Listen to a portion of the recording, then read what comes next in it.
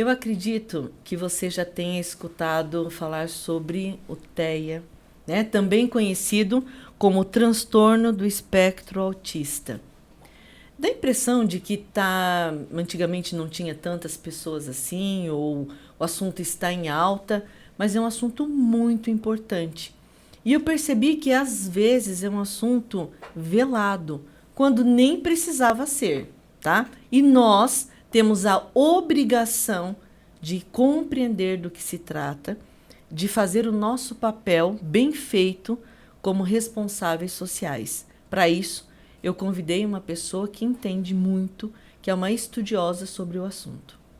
Sejam muito, muito bem-vindos. Eu sou a Claudete Vata e esse é meu canal. Nesse meu canal do YouTube, eu sempre tento trazer informações bem relevantes e importantes. E essa é uma informação muito séria. Por isso, eu convidei a Natália Bin. Eu vou chamar de Natália, né?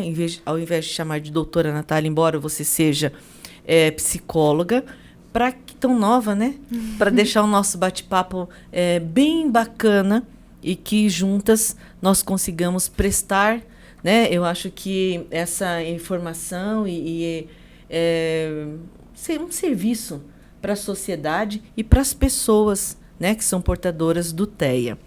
A Natália é psicóloga, mestra e doutoranda em análise do comportamento pela UEL, especialista em terapia analítico-comportamental pela Unifil, especializando em terapia ABA, né, que é a abreviação de análise do comportamento aplicada para autismo e deficiência intelectual. Atualmente atua como psicóloga infantil e supervisor em ABA, supervisionando clínicas, famílias e terapeutas que atendem a população com autismo. Professora em cursos de pós-graduação. Seja muito, muito bem-vinda, Natália. Obrigada, Claudete. Olha, há muito tempo atrás, Natália, eu fui num aniversário e nós estávamos na mesinha dos doces. Deixa eu tentar colocar em termos de tempo, há uns 20 e poucos anos atrás. E aí passou um menino correndo, pegou um brigadeiro e colocou na boca com a casquinha e tudo. A hora que eu vi, eu falei, eu acho que eu vou falar para o menino que ele esqueceu de tirar a forminha, né, e comeu junto com o brigadeiro. E alguém me disse, não chega perto, nem fala com ele. Ele é autista. Aí eu falei, tá. Né? Até então eu nunca tinha escutado falar, mas há muito tempo atrás, Natália. Uhum. Daqui a pouco ele passou, pegou outro docinho e foi comendo, e eu olhando, pensei, meu Deus, por que eu não posso falar? Uhum. Então, naquele momento eu percebi que eu deveria me afastar dele. E ele ficava sozinho, e ninguém interagia, nem a mãe falava nada, ninguém. Tá, e aquilo ficou guardado na minha memória. Até que eu fui no almoço e tinham 2 casais, e os 2 com um filho único, e ambos autistas. E aí a informação foi essa mesmo. E o fulano, não, deixa ele que ele gosta de controle remoto. É só dar um controle na mão dele e deixa ele. E aí o menino ficou andando com o controle e ninguém deu a mínima. Como nós estávamos num condomínio fechado, né, ele ficou pertinho da gente, estava com controle, o outro desapareceu. E assim, é como se os pais não quisessem que a gente chegasse perto. E aí eu fiquei sem entender. Até que, próximo de mim, né, eu tive o prazer, eu vou dizer, né, de ter essa oportunidade de ter mais acesso. E aí sim, foram me passadas algumas explicações, né, e dentre elas a indicação do teu nome. Então, dá a impressão de que antigamente não existia o autismo. Mas eu sei que existia porque eu ouvi essa palavra. Uhum. O que você me fala sobre isso? Bom, hoje, né, a gente conhece o autismo como transtorno do espectro autista, e ele se caracteriza como um déficit persistente na comunicação e na interação social e por padrões restritos e repetitivos de comportamento. Então, essa é uma definição do DSM, né, do Manual dos Transtornos Diagnósticos, e que aponta essas características definidoras do diagnóstico, né?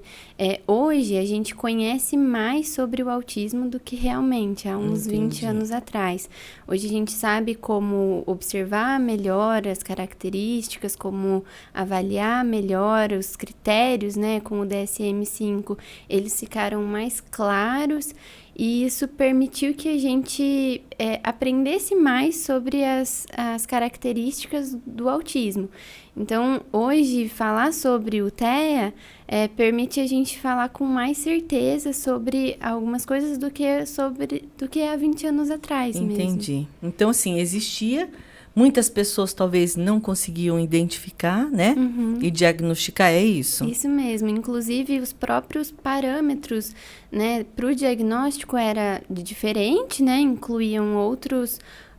não incluíam alguns aspectos, o que fazia com que algumas pessoas que hoje poderiam receber um diagnóstico de autismo, elas entravam, né, com outros critérios ou para o Asperger, né, que hoje em dia a gente ainda ouve falar muito, ou para um autismo mais atípico, outras síndromes que hoje se enquadram como o espectro autista, né? Entendi. Então, era alguns tipos, né? Algumas características, algumas formas de manifestações não eram englobadas no diagnóstico, né? Então, ficava muito aquém e à margem, assim, né? Não recebia um tratamento adequado, a gente não sabia como lidar com isso antes, né? E agora, com essa nova nomenclatura e com novos critérios diagnósticos mais bem definidos dentro desse espectro, a gente aumenta as possibilidades de conhecer sobre o espectro e de avaliar melhor, né, os sinais quando eles começam a aparecer e de procurar intervenções que sejam mais adequadas para cada caso. Porque não tem cura, é isso? Isso. O que existe é uma forma, talvez, né, de auxiliar a pessoa. Isso, o autismo ele não tem cura, ele tem tratamento, né? Então, desde o diagnóstico, por toda a vida, possivelmente essa pessoa com autismo vai se beneficiar de tratamentos, de terapias, mas a gente nunca vai falar de sair do espectro ou de ser curado do autismo. Isso é uma falácia, inclusive, que a gente ainda ouve muito falar, né? Principalmente pessoas que não aceitam o diagnóstico. Entendi. E tem a origem, ela é genética? A origem, ela ainda se tem estudado muito sobre as causas, né? Sobre da onde vem. É uma hipótese forte de que seja genético, mas ainda não é conhecido, né? Um mapeamento de qual é o gene, né? Diferente de outras síndromes, como a síndrome de Down, por exemplo, né? Então, existe uma hipótese da hereditariedade, né? Já que muitos casais que ou o pai ou a mãe são autistas, aumenta a probabilidade do filho também ter autismo. Entendi, mas né? nada comprovado. Mas ainda se tem muitos estudos sendo realizados. Por isso que o diagnóstico, ele é clínico.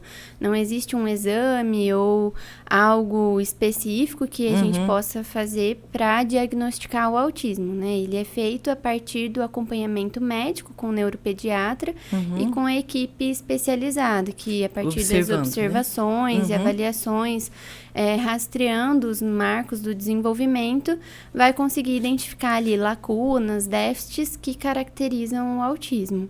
Entendi. Eu estava vendo, bom, por ser a questão que envolve mais o lado social, então às vezes a criança é muito pequena, né, porque ela não interage, é isso? É um pouco mais difícil, né? Então eu fiz aqui uma pesquisinha sobre, por exemplo, os primeiros sinais, né, para a família, porque eu, como estou na área da docência também, né, com crianças, então eu digo que o primeiro contato apenas com os pais, depois os familiares, né? É interessante que a criança vá para a escola, para ela entrar daí na sociedade. Mas até que não aconteça nada disso, como as características elas são mais para o lado da sociabilidade, Eu posso estar enganada no que eu estou falando, né? Então, é um pouco mais difícil, né? Então, os pais que detectam primeiro, é isso. E, às vezes, eles não têm tanta certeza, né? E quais são esses sinais? Como eu falei, a forma como se manifesta o autismo, ela é individual, assim, a gente tem autismos muito múltiplos, mas alguns sinais, eles podem servir de alerta para que os pais, os familiares, os cuidadores, eles fiquem atentos, né? Então, a gente pode falar de maneira geral em dificuldade de manter o contato visual, em não responder ao sorriso ou expressões faciais, não olhar para os objetos, né? Aqueles pré-requisitos de atenção compartilhada, de olhar para onde a outra pessoa está olhando, de fazer contato visual como formas de pedidos, apontar para os objetos ou para situações que os pais estão solicitando, né? Tem menos probabilidade de entregar, de pegar, de trazer os objetos quando os pais pedem, ou para mostrar para os pais essa reciprocidade mesmo de mostrar, de querer que as pessoas vejam ela, enfim. Dificuldade em perceber o que os outros estão pensando ou sentindo através das expressões faciais. Então, dificuldade nessa leitura social mesmo, né? Que normalmente nós, típicos, somos mais...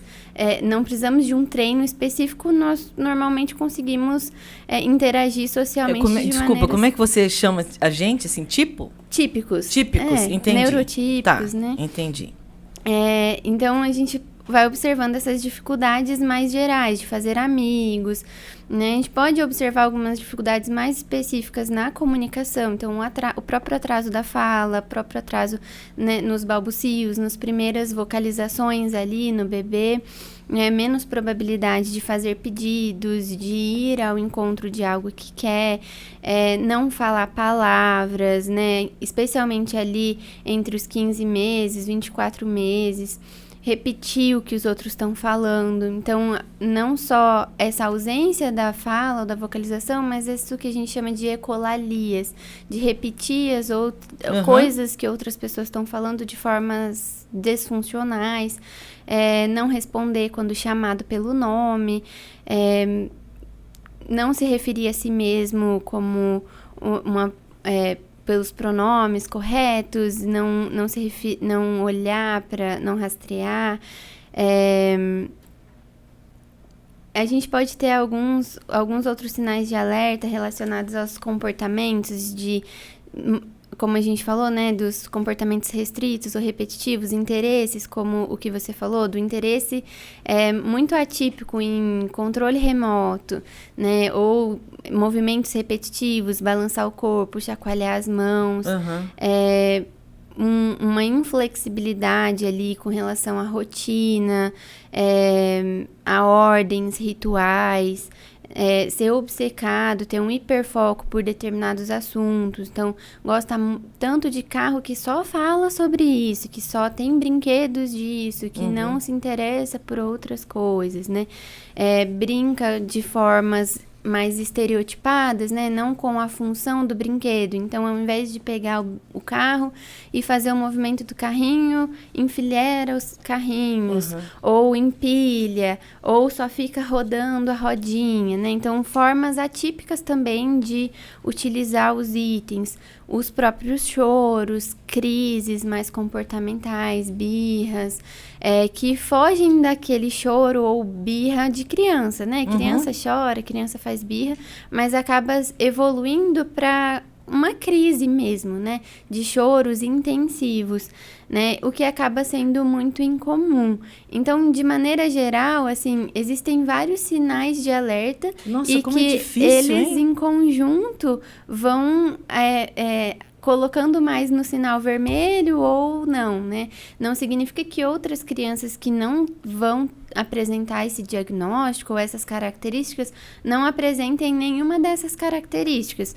Ocasionalmente a gente apresenta, né? A gente chacoalha a perna quando tá ansioso, a gente tem alguns padrões de comportamentos, ou pessoas que são mais tímidas ou que são mais retraídas, e isso faz parte das diferentes características de ser pessoas, né? De ser humano.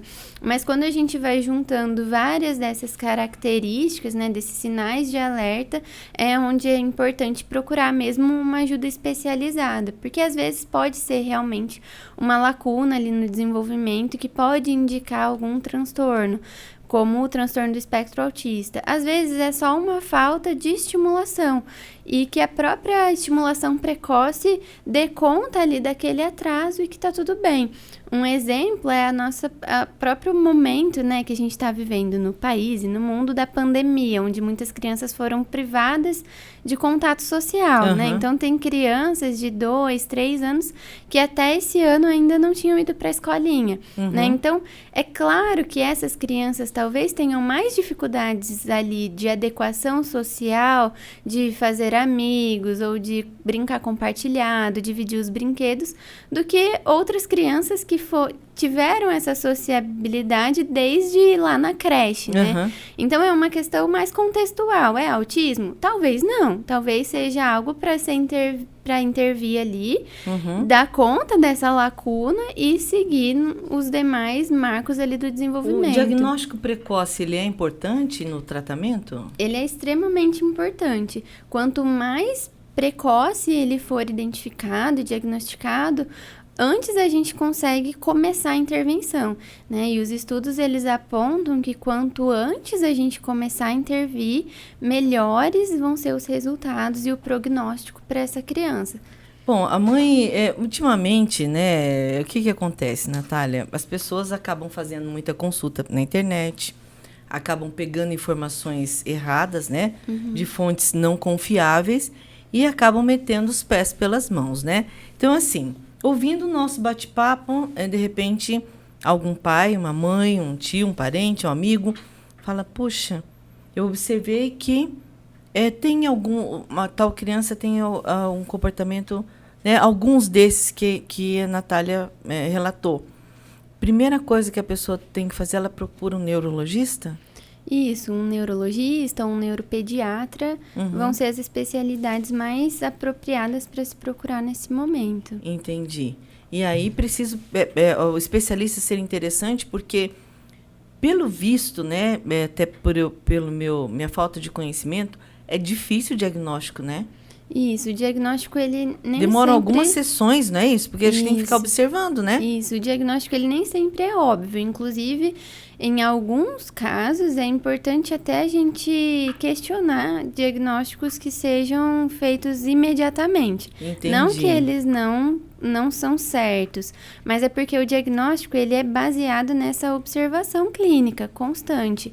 Então, talvez valha a pena algumas sessões e um trabalho em conjunto desse médico, neuropediatra, com outros especialistas, né? O próprio psicólogo, analista do comportamento, fonoaudiólogo, terapeuta ocupacional, outras especialidades. Por exemplo, eu levaria, né, uma criança numa clínica e para que fosse detectado, é preciso, me corrige, tá, se eu estiver errado, que o profissional sente no chão, ofereça um brinquedo, brinque, dê um comando, é isso? Exatamente. Tem que ir testando tudo que você falou. Exatamente, vai ser na interação ali com a criança. Então, a gente vai promover a oportunidade ali em sessão para observar esses sinais, tanto esses que eu listei, quanto outros, assim, dos marcos do desenvolvimento mesmo. Então, algumas coisas a gente vai observar se essa criança faz espontaneamente, outras coisas a gente vai testar mesmo. Então, vou colocar ela numa condição específica ali, eu vou perguntar para ela o que ela sabe, o que vou pedir para ela imitar, para ela falar, para ela fazer várias coisas quanto forem necessárias para avaliar e com base nessa observação. Então, tanto de coisas que ela apresenta ali comigo na interação, quanto outras situações. Então, eu posso observar a interação dela com os pais também, em ambiente natural. Então, eu posso fazer visitas domiciliares, visitas escolares, para realmente observar os comportamentos da criança em diversos contextos. Porque um dos critérios diagnósticos também é que esses prejuízos na comunicação, na interação e esses interesses restritos e repetitivos, eles tragam prejuízo para vários contextos. Então, se é um comportamento que está acontecendo só em um ambiente específico, a gente vai tentar entender o que está acontecendo nesse ambiente. Agora, se é algo que está acontecendo em todos os ambientes, então provavelmente está mais próximo do diagnóstico do que um comportamento específico isolado. Entendi. Algumas pessoas, elas imaginam que o portador do espectro autista, ele tenha um déficit de cognição, vamos dizer. E acredito que não, né? Não é uma coisa... porque quem é portador de espectro autista não tem um desenvolvimento um pouco mais lento, vamos dizer, do que os típicos, né? Então, é isso ou não? Porque não necessariamente, pelo que eu estava fazendo uma pesquisa, assim, tem um lado intelectual, né, que é muito mais desenvolvido, inclusive, do que os típicos. É isso mesmo? Não necessariamente. A gente vai, como a gente está falando de um espectro, a gente está falando realmente de inúmeras possibilidades de autismos. E tem graus? Existem graus de suporte, que variam do mais leve, de um suporte mais leve com relação à comunicação, à interação e os padrões restritos. Então, que precisam de suportes específicos para determinadas coisas do dia a dia, mas que não dependem totalmente de outras pessoas para as atividades da vida diária, para desenvolver autonomia e tudo mais. Entendi. Existe um nível 2, que a gente chama, né, intermediário, se a gente pode falar assim, que seriam pessoas do espectro que precisam de um suporte substancial ali, em algum momento, para desempenhar algumas atividades, mas elas ainda não são totalmente dependentes. Elas conseguem se comunicar de determinadas maneiras, têm ali alguma independência, mas precisam de um suporte mais substancial do que o nível 1. E o nível 3 é um nível de suporte... total nível de suporte. Então, são pessoas que provavelmente não desenvolveram repertórios vocais, formas de comunicação, e que provavelmente tenham comorbidades com outros transtornos, outras comorbidades mesmo, né? E que que vão precisar de suporte ao longo de todo o desenvolvimento, provavelmente até a vida adulta. Mas com intervenções eficazes, efetivas, um melhor tratamento, é possível transitar de um nível para o outro. Eu posso ter um autista nível 3, que transite para o nível 2, ao mesmo tempo que pode haver determinadas situações que possam haver um autista nível 1 que volte para o nível 2, e isso vai muito depender de fases da vida. Cada fase do desenvolvimento infantil vai trazer novos desafios, novas situações que eles vão precisar se adaptar e tudo mais, né? Então, a gente está falando ali de um grande espectro. Então, no próprio DSM, ele traz alguns especificadores para o diagnóstico, que pode ser com ou sem comprometimento intelectual, com ou sem comprometimento da linguagem. Então, a gente vai ter autistas que falam, que são verbalmente competentes e que têm uma compreensão, uma comunicação muito boa, e ao mesmo tempo que eu tenho autistas que não falam nada, que precisam de formas de comunicação alternativa também, né? Então, esse é um especificador, e outro especificador é que quando está associado com outras condições médicas ou genéticas. Então, eu posso ter autismos com TDAH ou com transtorno opositor desafiador, com deficiência intelectual.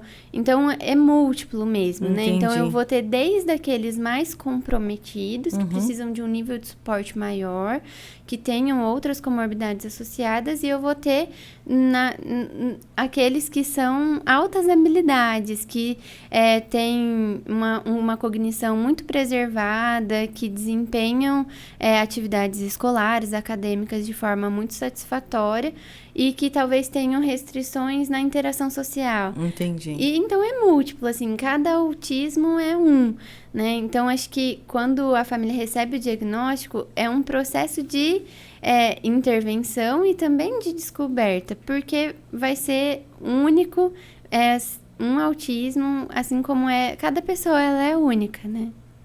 Nossa, olha, pessoal, eu preparei uma pesquisa, né? Então, não sei se dá para vocês verem aqui o papel. Normalmente eu venho com um papelzinho só, Com uma única colinha, tá, Natália? Você me fez estudar muito e pior, a hora que eu cheguei aqui eu vi que eu estudei e não sei nada, né? Porque eu separei uma imagem bem bacana e eu nem vou colocar essa imagem, tá? Porque é aquela imagem do quebra-cabeça, eu falei uma coisa para a Natália e é outra. Né? E agora, você me explicando, eu entendi que o símbolo do autismo, né? Não sei se vocês sabem, é um quebra-cabeça, é um laço, né? Em formato de quebra-cabeças, colorido. E daí que você foi me explicar que as cores, né? A diversidade de cores e o quebra-cabeças, ele simboliza a dificuldade do diagnóstico e o número de casos, de níveis, é isso? As diferentes manifestações do autismo, né? A gente estava conversando antes. Sim. Antes o símbolo ele era a fita azul, né? Porque estava relacionado com essa predominância... Ouvi falar isso, que mais nos meninos do que nas meninas. Com um maior diagnóstico no sexo masculino. Mas hoje a gente entende melhor de que não existam meninas que são autistas, mas que o diagnóstico ele é mais difícil, ele é mais mascarado, né? Meninas são mais quietas, são mais retraídas, chamam menos atenção e que em alguns aspectos coincidem com os critérios diagnósticos, né? Então, os casos em meninas, eles são diagnosticados talvez mais tardiamente no processo de desenvolvimento, né? Então, Entendi. A gente não usa mais a fita azul, porque entende-se que o espectro, ele não é só masculino, ele é de todas de todos os tipos de manifestações, Entendi. meninos, meninas, de todos os tipos. Nossa, olha, o assunto é delicadíssimo. Eu vou fazer algumas perguntas, mas eu tô achando que nós vamos ter que fazer a segunda parte, a terceira parte, porque esse serviço que nós estamos prestando para a sociedade, e eu vou afirmar isso assim com propriedade, tá? De quem já passou por isso, é muito ruim quando a gente navega na ignorância num assunto tão delicado, né? Porque eu estava vendo ali até essa questão da família, né? E essa dica quem deu foi a Natália, me chamou muita atenção. O diagnóstico do filho idealizado, né? O processo, aliás, do diagnóstico, filho idealizado, é aquele que todo mundo acha que, meu filho, né? De repente, diagnosticado, né? Como com espectro autista. E aí, a família... Difícil, né? Essa aceitação. Existe muito uma quebra de expectativas, né? Não é por mal, ninguém sonha diferente além da chegada do filho. Eu amo meu filho, independente de como ele seja. Isso, existe essa expectativa, né? Da chegada do filho, de planejar como vai ser a vida dessa criança, né? Então, quando chega uma criança que tem algumas características ali diferentes e ela acaba sendo diagnosticada, seja com autismo ou outros, né, diagnósticos que vão surgir ao longo do desenvolvimento infantil, existe muito essa quebra, né, e essa insegurança de, e agora, né, se não é mais como eu imaginei que seria, vendo as crianças típicas, como é que vai ser? Ele não vai aprender, ele não vai se desenvolver, então...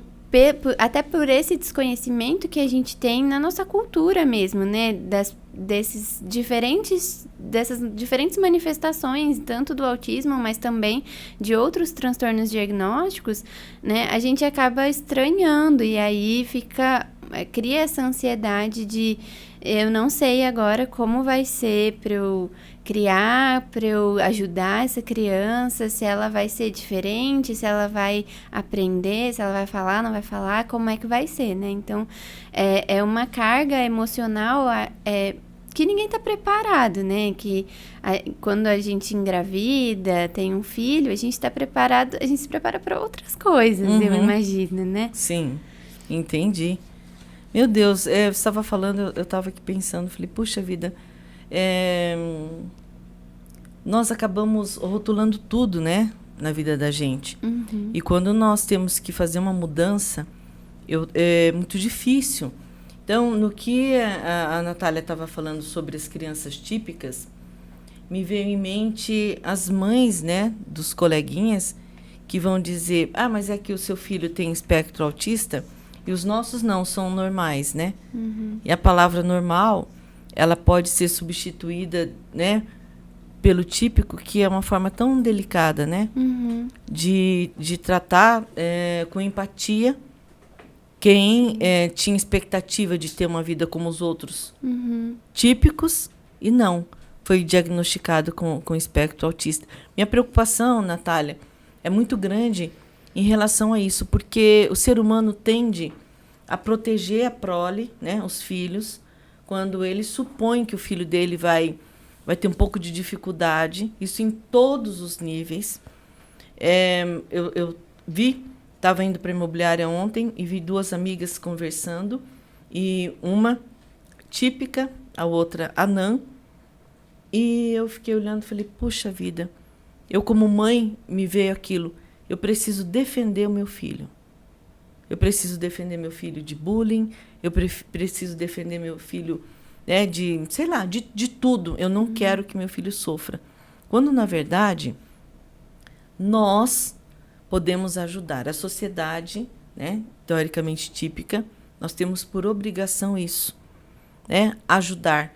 Por isso que hoje eu pensei em tanta coisa, escrevi tanta coisa aqui, Natália, mas eu acredito que nós tenhamos que realmente fazer um outro bate-papo, se você puder, tá? Vai ser muito útil, porque por hoje seria interessante que os familiares entendessem que quanto mais rápido o diagnóstico é melhor, né?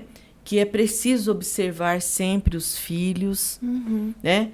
Que a ajuda ela é interessante porque nós não sabemos em qual nível, pelo que eu entendi, né? Então, assim, o processo ele é diferente. Eu nem vou dizer que ele é difícil. Ele é diferente e requer conhecimento. E precisa estudar. Pelo que eu li do seu currículo, você estuda e muito, né? Porque agora que está sendo mais compreendido, né? Porque já que eu relatei, né, no começo do nosso bate-papo que eu já ouvi falar há muito tempo atrás, e eu não sei realmente o que aconteceu com esse menino que comia forminha, porque de repente ele, sei lá, ficou num cantinho, né? O que eu vou fazer? Meu filho nasceu assim, então... Quando, na verdade, ele poderia ter tido um acompanhamento e ser inserido na sociedade com sucesso, né? Isso. Talvez, assim, eu não sei se aquela série The Good Doctor retrata alguma coisa perto do real ou não. Retrata como adulto com autismo ou não? Pode ser que sim. Altas habilidades. Entendi. Que não necessariamente todos têm as altas habilidades, né? Isso. É porque as pessoas tendem a encontrar um meio mais fácil. Então, eu vou rotular. Todo autista tem altas habilidades. E não. Não. Né? Pelo que você está dizendo, não. Até pela complexidade de tudo, eu vou pedir só para você encerrar o nosso papo com falando em 2 situações. Primeiro, a questão da família. Qual é o papel da família no futuro dessa criança, né, que pode ser inserida com sucesso, né, na sociedade com acompanhamento? E, num segundo momento, qual é o papel da sociedade? O que nós podemos fazer? Gente, eu vou pedir para a Natália me explicar isso rapidamente, mas vou dizer para vocês que numa pesquisa minha, eu descobri que tem uma lei especificamente direcionada aos autistas. É a Lei 12.764, de 27 de dezembro de 2012. Como advogada, Natália, me chama muita atenção uma lei aprovada entre o Natal e o Ano Novo, tá? 27 de dezembro. A lei do distrato, que diz respeito às incorporações, né? Que é a minha profissão, ela foi aprovada dia 28 de dezembro, sabe? Enfim, chama atenção, mas deixa para lá. O importante é que foi aprovada, né? Desde 2012, hein? Há 10 anos atrás. Então, se você puder dizer, por favor, Natália, o papel da família, num primeiro momento. E, de novo, tá? Eu vou reiterar meu convite para que, num segundo momento, a gente vá para um pouco mais abaixo, nos aprofundando, para que a gente consiga prestar esse papel, né? A família. Tem famílias que não aceitam, né, Natália? Acho que o principal papel da família é ser suporte, assim, é ser rede de apoio. Acolhedora, né? Acolhedora, é difícil para a família, né? Receber um diagnóstico não é fácil, gera mudanças ali em vários aspectos, né? Na rotina, levar para terapias e tudo mais. Mas mais do que qualquer coisa, o que o seu filho vai precisar é ter você ali, ser suporte, ser apoio, e que você aceite ele do jeito que ele é. Porque, querendo ou não, ele é diferente, mas quem não é diferente, né? Todas as pessoas são uma das outras, né? E ser autista é ser diferente, né? É uma forma diferente de ver o mundo, que não está atrelada a incapacidades, muito pelo contrário, né? Ele vai precisar desse suporte familiar e da comunidade de maneira geral para ele ser inserido, né? Para que ele tenha espaço na escola, para que ele tenha espaço nas atividades de maneira geral, né? Então, é preciso que a família, a gente passa a chamar a própria família, né, de famílias atípicas, porque as famílias, elas precisam lutar junto às dificuldades do autista, né? Então, vão ter facilidades e dificuldades, inclusive para a garantia dos direitos, né? De garantir uma vaga na escola e tudo mais, né? Então, a família, ela vai precisar, como a gente falou, a intervenção precoce vai ser fundamental. Então, assim, por mais difícil que seja o diagnóstico, tem famílias que, na dificuldade de lidar com o luto mesmo, né, do diagnóstico, acabam procurando vários médicos, vários especialistas, várias opiniões diferentes, até encontrar algum que fale, não, acho que não é, ou alguma coisa assim. Isso não vai ser benéfico para ele, né? Vai só adiar ainda mais e perder esse tempo que ele já poderia estar sendo estimulado. Então, quanto mais cedo ele começar a ser estimulado, quanto mais cedo as intervenções elas começarem a ser realizadas, né, de uma maneira intensiva, de uma maneira especializada, melhor vai ser para os próximos anos. Então, talvez o trabalho inicial, ele vai ser a parte mais importante para que não aumente ainda mais os atrasos e as lacunas e ele tenha condições de alcançar, né, quem sabe... até mudar de nível, né? De mudança de nível, mas de alcançar padrões de desempenho e de repertório que são semelhantes aos pares, a outras pessoas que não têm diagnóstico. Então, o nosso trabalho na intervenção é para isso. E quanto mais cedo a intervenção ela for iniciada, melhor, né? Então, acho que o papel da família é dar suporte para que ele tenha acesso às oportunidades de intervenção especializada, de garantia, né, de suporte escolar, dos direitos e tudo mais. E da comunidade, de maneira geral, é olhar para o autismo enquanto pessoa, né? É uma pessoa, assim como outra, que vai ter características específicas, mas que pode trabalhar, pode namorar, pode estudar, pode fazer várias coisas. Os autistas, eles existem, eles estão aí, né? Provavelmente a gente conhece pessoas que são autistas e que estão aí na sociedade, né? Que estão atuando. Casados, com filhos, profissionais. Exatamente. Então, nada limita, né? Enquanto mais a gente aumentar as oportunidades de integração, de inserção, melhor. Melhor vai ser pra gente e pra eles. Entendi. E assim, eu estava percebendo que as pessoas que estão lidando com o autismo, a família de maneira geral, ela está acostumada com essas nomenclaturas, né, que você colocou aqui, que não são comuns para nós. Essa expressão do típico foi a primeira vez que eu ouvi. E é bem interessante, né? Porque, assim, eu acredito que a sociedade em si, que seria típica, no momento em que nós temos conhecimento, no momento que nós estudamos, no momento em que nós abraçamos a causa, né, com solidariedade, com empatia, a própria família se sente mais confortável, né, em lidar com essa situação e talvez tenha mais forças, né, para lidar, porque é uma rotina difícil, né, de terapia, porque precisa mesmo acompanhar, e a melhora, ela é visível, né? É impressionante como um bom atendimento, um bom acompanhamento é útil, né? É muito útil para a inserção dessa criança, né, normalmente. Com certeza. E como você falou, assim, mais do que a pessoa com autismo, mas a família também, ela precisa ser acolhida, compreendida e não julgada, né? A gente vê crianças chorando na rua e a nossa primeira intenção, assim, nossa, olha... Aquela criança mal birrenta, educada, né? A mal mãe não fala educada. nada, né? E às vezes pode ser uma criança que está em crise, né? Pode ser uma situação que está desregulada por alguma razão, né? E a gente não se coloca no lugar desse outro para entender o que é que pode estar acontecendo ali, né?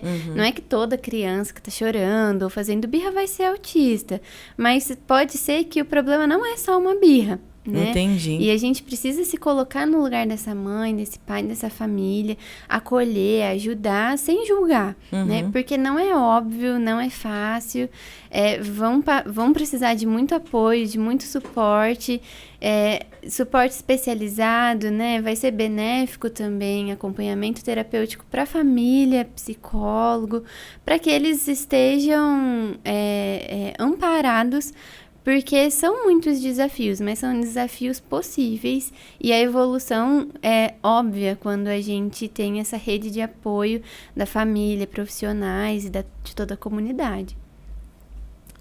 Puxa, pessoal, o assunto vocês viram, ele é denso, né? É um assunto difícil, delicado, né? Foi só uma pincelada. Hoje nós fizemos só uma prévia porque... Sinceramente, e particularmente, eu acho muito importante, sabe, Natália? Muito importante mesmo. Nós precisamos aprender a lidar melhor, né? Com as pessoas. As pessoas. Muito se disse depois da pandemia, nossa, foi ótimo, né? Porque as pessoas melhoraram muito. Sim e não. Eu vou repetir uma coisa que eu ouvi, não me lembro de quem, ainda bem que eu não me lembro de quem, viu, Natália? Que a pessoa disse para mim assim, nossa, tem muito mais pessoas boas nesse mundo do que o contrário.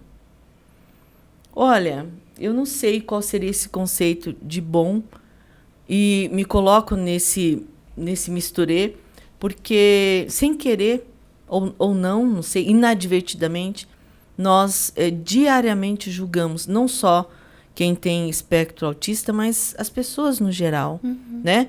Então, mas especificamente falando do espectro autista, me comprometo com vocês e peço a sua ajuda, Natália, para que numa segunda rodada a gente se aprofunde um pouco mais no sentido de auxiliar as pessoas, visto que você é tão estudiosa, né? Porque trata-se de uma questão de ciência, de estudo mesmo, e essas informações de fontes fidedignas, elas são muito importantes para que o processo evolua, né, com o maior sucesso possível.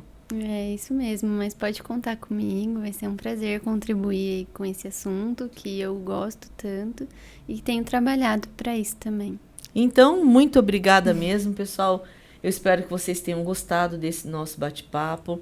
Se eu não pedi ainda, fica o meu pedido, inscreva-se no canal, ative o sininho, dê o seu like e nós, em breve, eu te chamo de novo para a gente fazer a segunda rodada, tá? Combinado. Muito obrigada. Pessoal, Obrigada. até a próxima. Obrigada.